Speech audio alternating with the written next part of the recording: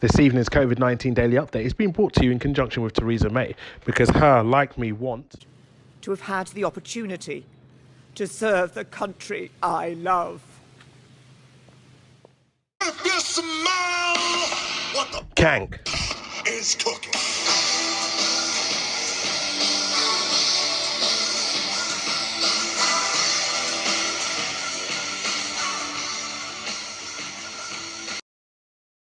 Good evening, it's Wednesday the 1st of April 2020.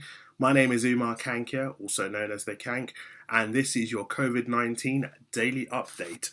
So, just coming out of watching the daily briefing with Alok Sharma, who is the business secretary standing in for Prime Minister Boris Johnson, who obviously is off at the moment with COVID-19 diagnosis.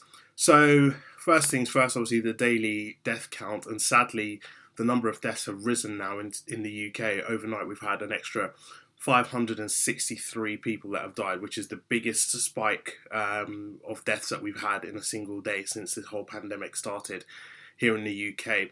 We're currently at 2,352 deaths in the UK, and it's clear that obviously we are at a point where the peak is. Well, it looks like we're heading towards the peak of the pandemic itself in the UK.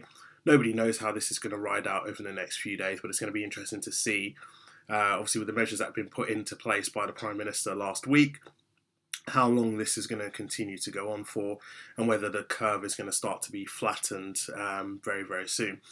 Few issues that were identified in the press conference itself. So the government is still only able to do 10,000 tests a day.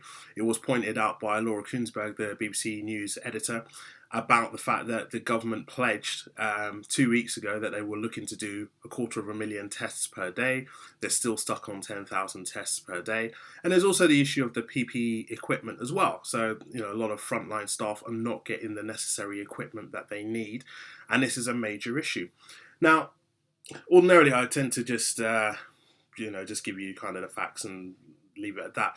But I just wanted to offer an opinion today because I appreciate, obviously, people will say, the government are doing what they can, given the circumstances, knowing what's happening. But I take a very different view. I take the view that the government were aware of this pandemic 2 months ago. We saw what was happening in China. We saw what was happening in Italy.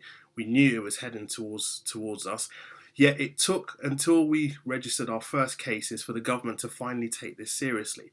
And we're now at a point where we are scrambling to get PPE equipment. We're scrambling to get ventilators. Yes, I know we've got the NHS Nightingale that's now been built in the Excel, but it's quite indicative of how the government have handled this whole situation. And to me, I think it's quite tragic that hundreds of people, possibly thousands of people, are going to lose their lives because of the fact that the government was slow to respond and continue to be slow to respond to this pandemic. Now, you can argue all you want and say, it's something that's never happened before. How do you respond to it? But facts are the facts.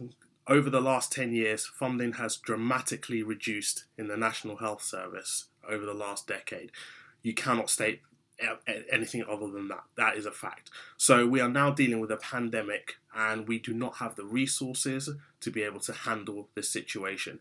A lot more needs to be done by the government. They need to work faster. They need to work harder because hundreds, if not thousands of people will needlessly lose their lives because of their actions that they have taken.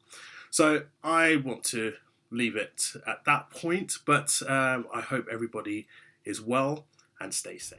Thank you very much for listening to my COVID-19 daily update. Remember, in these important times, we need to stay at home. We need to look after ourselves, look after our own well-being. And as the UK government have said, stay at home, protect the NHS, save lives. And that's the bottom line because the Kank said so.